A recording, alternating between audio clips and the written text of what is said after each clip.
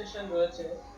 আমি যদি আপনাদেরকে এই বর্তমান যে ফিলিং স্টেশন গুলো আছে তার সার্বিক চিত্র আপনাদেরকে আ আ দেখাচ্ছি। এই মুহূর্তে আপনারা লক্ষ্য করছেন যে দীর্ঘ লাইনে কিন্তু দাঁড়িয়ে আছে এই মোটরসাইকেল নিয়ে। এখানে আমাদের এই কর্তব্যরত এই পাম্পের যে ম্যানেজার আছেন, উনার সাথে আমরা কথা বলেছি। সে বলছে যে তারা ভোর ৫টা থেকেই কিন্তু পেট্রোল দিতে শুরু করেছে।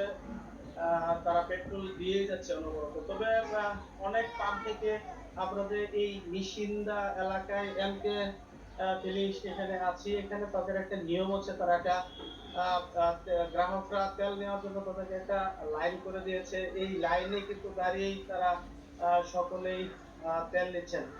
তবে ডিজেল ছিল। ডিজেল রাত্রে ২ টায় এই পাম্পে ডিজেল আসে। ডিজেল আসার পর থেকে গাড়ির যে সিরিয়াল ছিল সেই সিরিয়ালে সকাল ৯ টায় কিন্তু এখানে ডিজেল শেষ ফুল দিয়ে যাচ্ছে। কিন্তু এই আ সকাল ৬টা থেকে এই ফিলিং স্টেশনে পেট্রোল দিচ্ছেন। কিন্তু মোটরসাইকেলের যে লম্বা সারি এখানে প্রায় ১ কিলোমিটার পর্যন্ত কিন্তু আ এই মোটরসাইকেলের গ্রাহকরা তাদের গাড়িতে পেট্রোল নেওয়ার জন্য কিন্তু তারা দীর্ঘ সময় কিন্তু দাঁড়িয়ে আছে। আমি আপনাদের সাথে কথা বলতে চাই। সকাল ৮টার সময় আসছি ভাই, এখন কটা বাজে আমার জানা নাই। আমি চাকরি করি।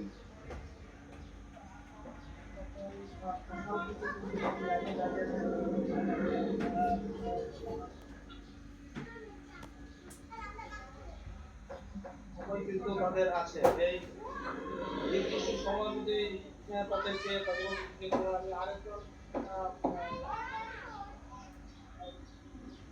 ৮টা ২০-এ দাঁড়াইছি ভাই, এখন বাজে কয়টা? ১১টা, পৌনে ১১টা। দীর্ঘ ২.৫ ঘন্টা যাবৎ লাইনে আছি। আমি টুকিটাকি ব্যবসা করি। এখন যে কারণে আমার তো ভাই মোটরসাইকেল দিয়ে চলাচল করতে হয়, কারণ এখন তেলের সমস্যা, কি করবো। জানাচ্ছিলাম যে এখানে কিন্তু আ সকাল থেকেই কিন্তু মোটরসাইকেলের দীর্ঘ লাইন আপনাদেরকে লক্ষ্য করছেন। এখানে মহাসড়কের পাশে কিন্তু অধীর আগ্রহী তারা কিন্তু এই পেট্রোলের জন্য কিন্তু অপেক্ষা করছে। তবে সরকারের পক্ষ থেকে বলা হচ্ছে যে পেট্রোল এবং অকটেনের সমস্যা নেই। কিন্তু পাম্পগুলোতে